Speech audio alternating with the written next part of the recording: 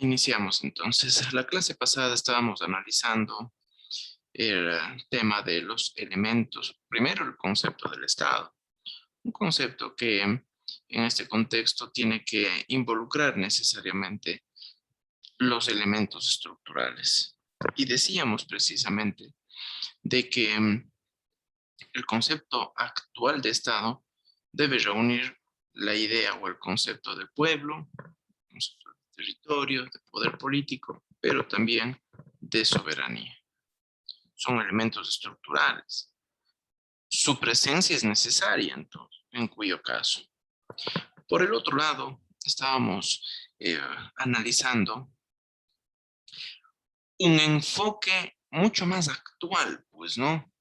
De lo que se ha entendido y se piensa que es el Estado, pero desde una posición eminentemente marxista, socialista. Desde luego, decíamos nosotros que en ese contexto, eh, la idea, la justificación misma del Estado viene dada porque es un instrumento del cual se sirven ciertas clases para, obviamente, mantener el poder y, lógicamente, afectar con su conducción una clase social menos favorecida, como es el caso del proletariado. Decíamos nosotros que la posición marxista, la posición socialista en lo que tiene que ver con Estado, sostenía de que su presencia debía ser eliminada ya con el paso del tiempo y ser exclusivamente el proletariado, social dominante, y es más, la sociedad tiene que estar guiada por esa clase social. Pero bueno, decíamos nosotros que eso era bastante utópico, pues, ¿no? Nosotros vamos a ver que en ese contexto el Estado es un concepto jurídico, pero también eminentemente político. Muestra de ello es el primer elemento que hacíamos referencia, el pueblo. Y el pueblo, decíamos nosotros, de que era complejo llegar a una definición, teníamos que caracterizar y que no podíamos llegar a confundirnos con otros aparentes conceptos similares, como lo es con población, que es un concepto usado más para un enfoque eh, étnico y hasta demográfico, como tal, pues, ¿no? Nos quedamos hasta ahí, entonces, en cuyo caso vamos a elaborar el cuadro correspondiente para la clase del día de hoy. Les voy a compartir la pantalla. Lo que sí quisiera es de que, por favor, me confirmen si es que ustedes la pueden ver. Por favor, alguien que me diga si es que se está compartiendo la pantalla y que Sí se se está puede viendo, ver. doctor. Perfecto. El audio está bien, no está entrecortado. No, doctor, todo está perfecto. Muy bien, perfecto. Entonces, vamos a proceder con ello. El territorio, decíamos nosotros, es uno de los elementos estructurales del Estado.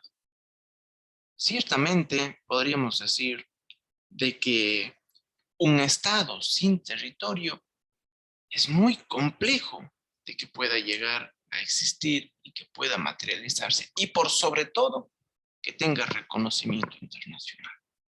Por ahí existe uno que está en debate, de su reconocimiento por parte de otros estados e inclusive por parte de la Organización de las Naciones Unidas, como es el caso de Palestina. Pues, ¿no? El caso de Palestina es un caso atípico en donde los señores palestinos sienten la necesidad de que el concierto internacional los reconozca. Es difícil, porque carecen de un territorio propiamente dicho, porque es así, un elemento estructural para configurar y materializar a plenitud todas las características inherentes al Estado. Y precisamente por ello, el territorio va a constituirse y se presenta como un concepto jurídico. Es un concepto eminentemente jurídico. ¿Por qué es jurídico y por qué no es político?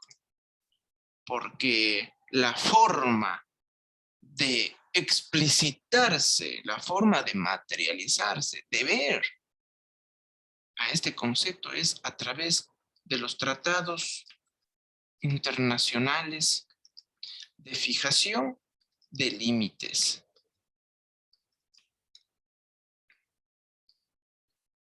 Esos tratados internacionales, lógicamente, son puramente jurídicos, no pueden ser políticos, porque figúrense lo que sería de que un tratado internacional sea considerado un instrumento político.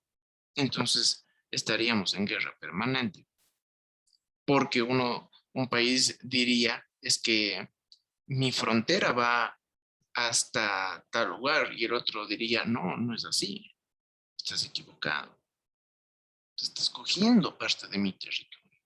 Por lo tanto, el territorio es explicitado a través de los tratados internacionales, principalmente, lógicamente, de fijación de límites. Porque estamos hablando nosotros de que el territorio, propiamente dicho, es un espacio geográfico. Es un espacio geográfico. En cuyo espacio geográfico el Estado puede generar su ordenamiento jurídico,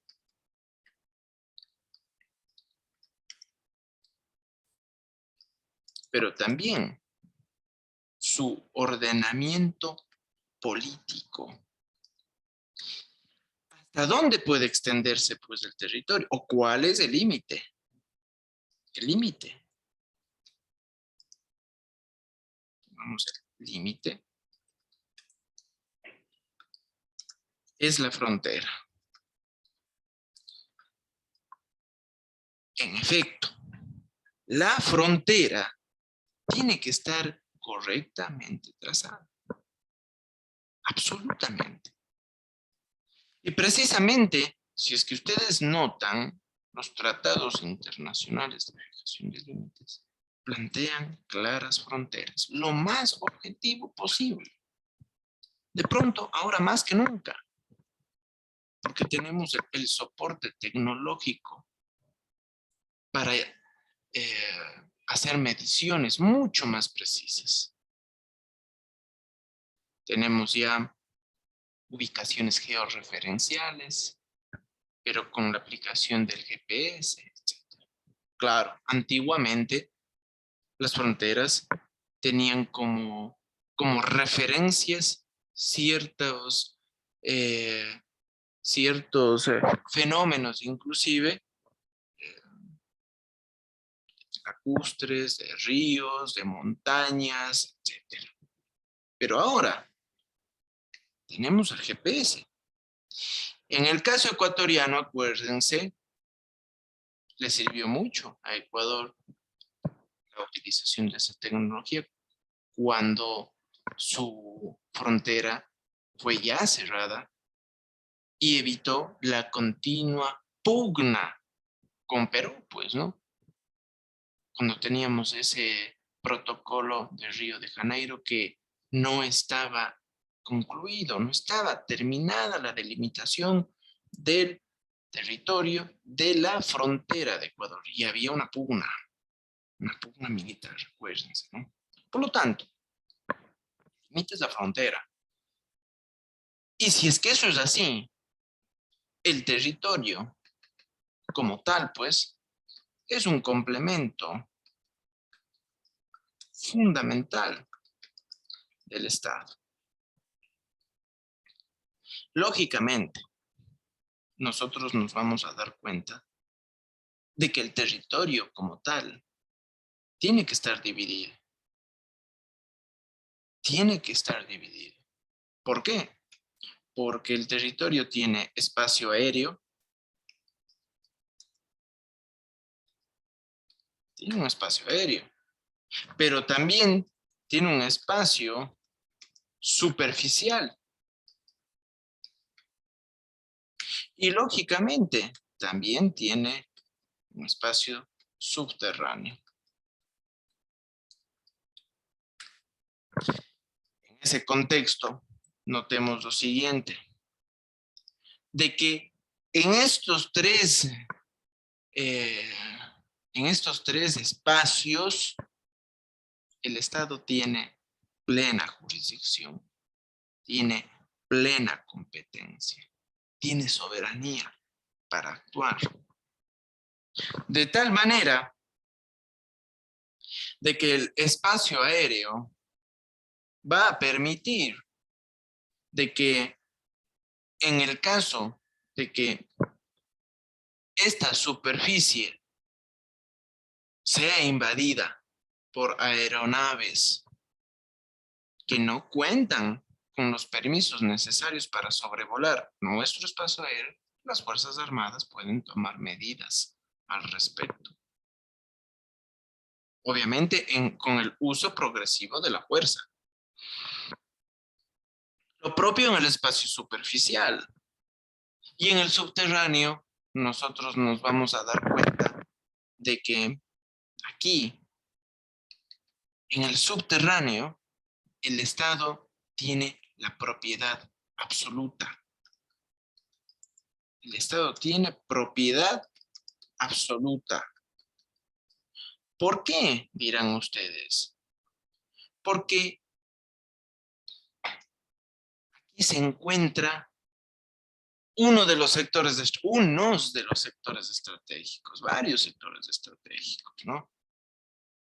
Aquí tenemos los recursos naturales no renovables. No renovables. Tenemos las minas. Aquí tenemos el petróleo.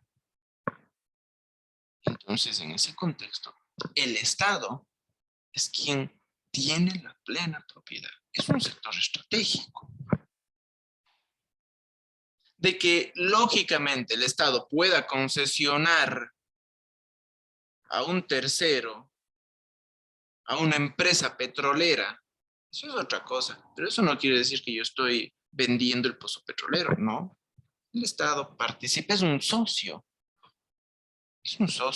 estratégico y obtiene ganancias por ello.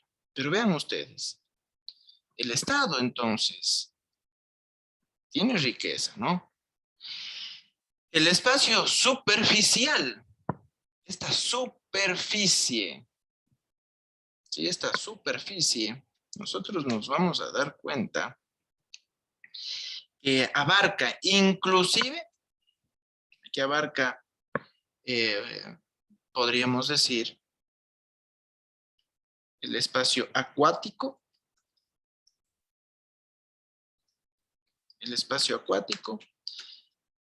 y lógicamente el espacio que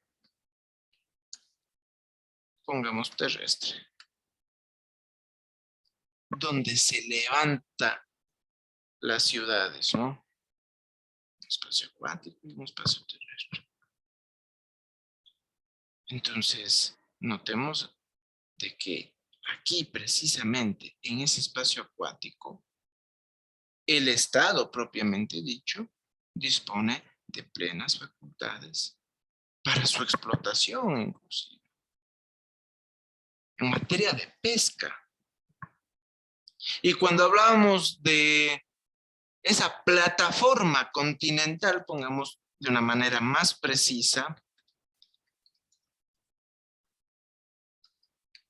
nosotros nos vamos a dar cuenta que aquí, en esa plataforma continental, se está garantizando también la propiedad.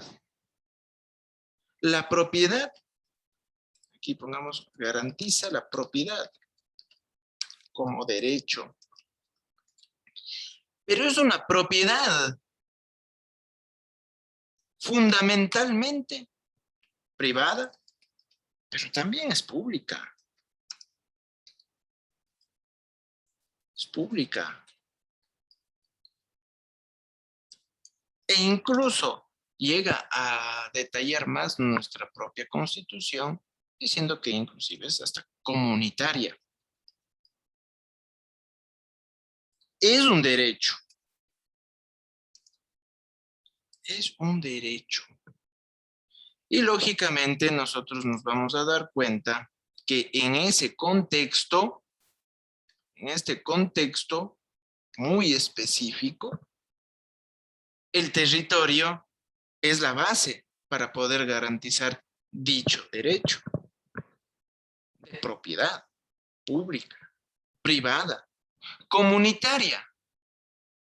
Y cuando me refiero a las comunidades comunitarias, me estoy refiriendo a ese espacio geográfico en donde los pueblos y las nacionalidades indígenas pueden desarrollarse a plenitud. Pueden inclusive en ese espacio, en esa superficie garantizada y protegida por el Estado, desarrollar su propio modelo de justicia, la justicia indígena, ¿no? Y a nosotros también nos garantiza algo, pues, poder adquirir bienes inmuebles. Quiero comprarme un terreno, quiero comprarme una propiedad. El Estado me garantiza. Y estoy comprando un bien que está sometido a un ordenamiento jurídico que está o que emana del propio Estado, vean ustedes. Entonces, tomemos en cuenta de que el Estado es, el territorio es un elemento fundamental para la existencia y sobre todo para la proyección del Estado. En este contexto, nosotros debemos tomar en cuenta, además, un elemento interesante, pues, ¿no? Y ese elemento interesante y que está dentro del territorio es el llamado determinismo geográfico.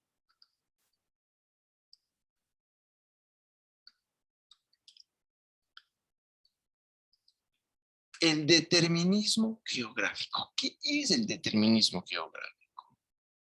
Pues bien, cuando nosotros hablamos de un determinismo geográfico, estamos hablando precisamente de que existen cierto tipo de factores que el Estado se sirve, cierto tipo de factores diferenciadores que los diferentes estados poseen. Entonces pongamos factores diferenciadores que los estados poseen. Lógicamente, diferenciadores que los estados poseen.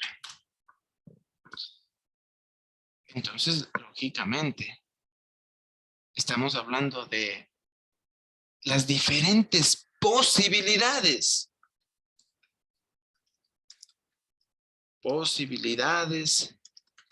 que esa superficie, que el territorio me da.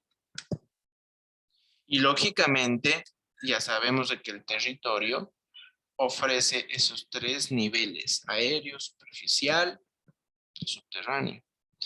¿Qué tipo de factores diferenciadores ofrecería el determinismo geográfico? Estamos hablando aquí de la riqueza del territorio, de la diversidad climática, ejemplo. Estamos aquí hablando de elementos muy distintivos que posee un Estado. Lógicamente, entonces ahí nos damos cuenta de que Ecuador tiene un determinismo geográfico propio que le hace diferente frente a otros estados y otros territorios. Porque de pronto tenemos riqueza, desde luego que sí. Tenemos importantes yacimientos de petróleo, de oro, de cobre. De cobre ni se diga, pues, ¿no? Es uno de los grandes elementos que el Estado ya proyecta explotarlo en el marco, lógicamente, de una actividad minera, que ustedes saben lo que implica eso, ¿no? Ese fuerte debate. Pero el Estado, el territorio ecuatoriano posee ingentes cantidades de minerales. Y esa ingente cantidad de mineral ofrece un factor diferenciador frente a otros territorios que no lo tienen. Lo propio, si es que nosotros nos comparamos con ciertos territorios africanos, por ejemplo, en donde esos factores diferenciadores los catalogan como los principales productores de gemas, de piedras preciosas, como los diamantes. Ejemplo, el Congo belga, ¿no? Obviamente el Congo fue extremadamente sobreexplotado por Bélgica, y Bélgica es lo que es precisamente por la explotación inclemente que su pueblo sufrió con el fin de extraer la mayor cantidad de diamantes. Ahí lean un poco esa historia oscura de Bélgica y su rey Leopoldo en su momento, ¿no? Pero vean ustedes, entonces, diversidad climática, estamos hablando de una diversidad en cuanto a especies naturales, etcétera, etcétera. Eso ofrece el determinismo geográfico. Y el determinismo geográfico, además, abarca necesariamente lo que se denomina como la llamada posibilitación. Entonces, incluye la llamada, voy a poner aquí entre comillas, posibilitación. La posibilitación. Y esta es una noción bastante interesante, porque cuando nosotros hablamos de la posibilitación, nos estamos refiriendo a un cúmulo de posibilidades específicas, a un cúmulo de cierto tipo de garantías futuras. Estamos hablando entonces de un cúmulo de posibilidades. Estamos aquí hablando de que eventualmente podemos encontrar más riqueza no detectada.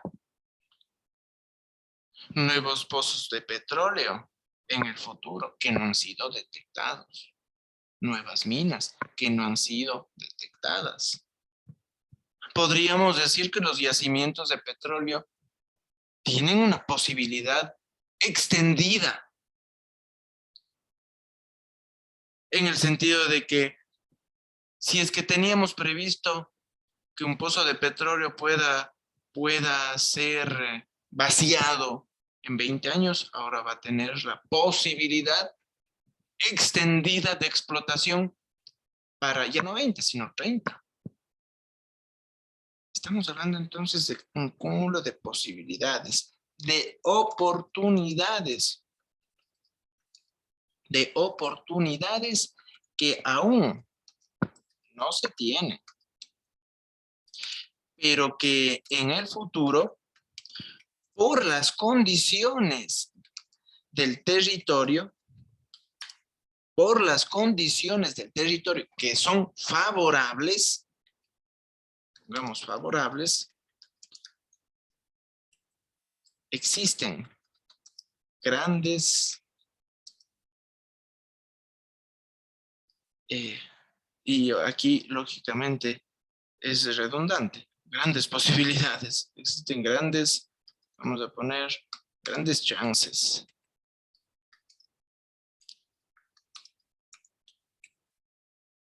de servirse.